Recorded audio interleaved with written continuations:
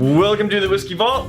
I'm Daniel. I'm Rex. He's a level 3 whiskey sommelier, and I'm a handsome man. Yes, sir. Is the consensus? Just drop dead gorgeous. This is it. Oh, so the pronunciation. This is going to be a thing. Ileach, not Ileach, because it looks like Ileach, Ileach, which is the Scottish version of mooching.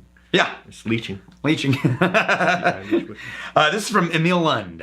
Emil Lund, you magnificent bastard.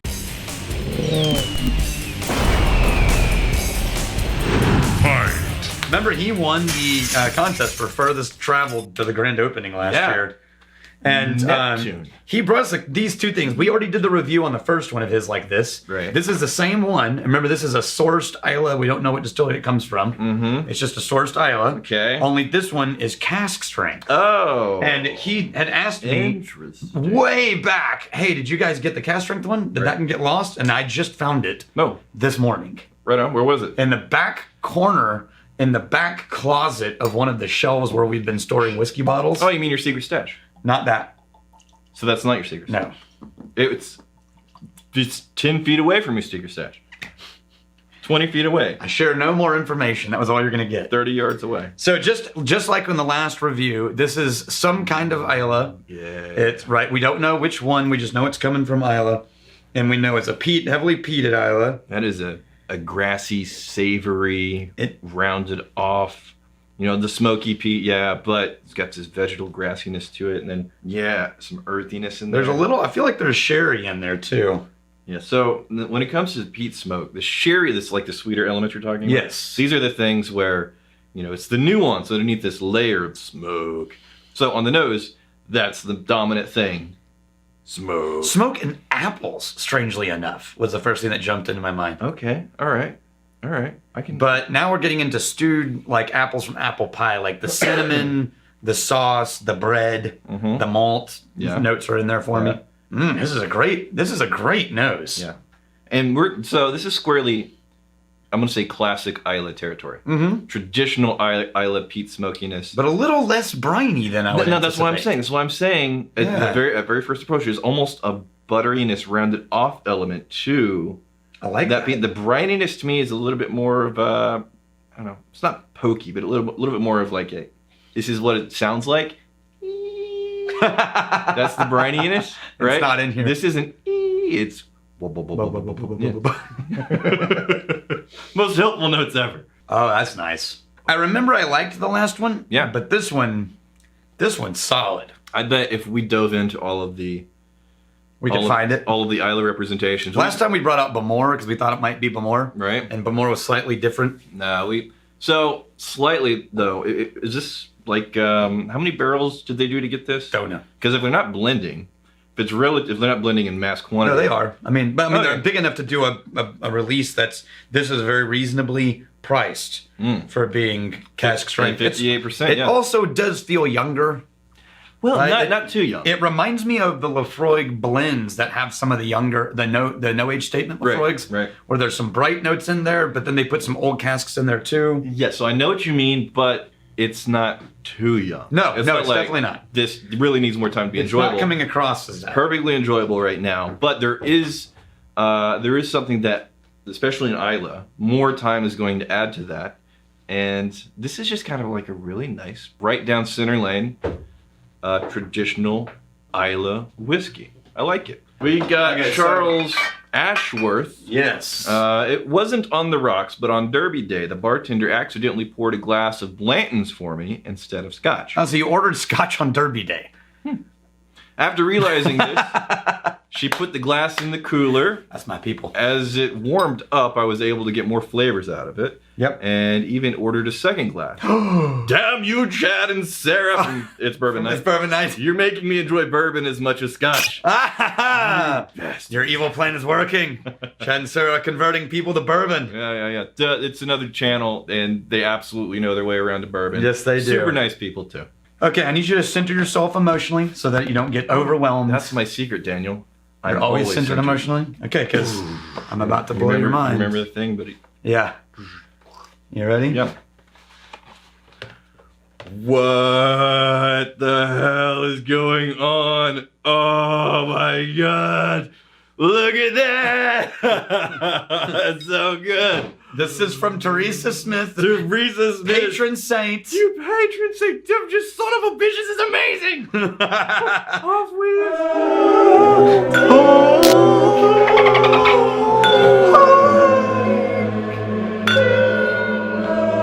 So already, I'm gonna tell you this right now. We try very hard to, do original, creative things. But I'm totally gonna rip this off someday. How? Yeah. For our own bottle, like an eagle head cork thing. That's great. Yeah, because we've been looking into how do you do fancy things with. Whoa! corks. There's weight to this thing. How do you do fancy things with corks? Holy crap! Oh, so this isn't goat killing. This isn't even donkey killing. Yeah. Well beyond dog. Oh yeah. This is like large primate, like gorilla. Yeah, you could take out a gorilla. Like a big silverback. You drop it into a sock, you might be able to take out a small elephant. That's seriously heavy. Okay, so this is trippy. This is a French product. I'm looking for the manufacturer. Just of the cork. How did? It's not going to show that on there. So it says whiskey nec pluribus impar JFK. What does that mean? I didn't look it up. I didn't see anything on there because it was in the box. So this... Oh, and I'm so glad it smells nice on the nose. This is a blend of Scottish and French whiskey. Okay. Interesting. Made in France by the company who has been producing cognac for a very long time.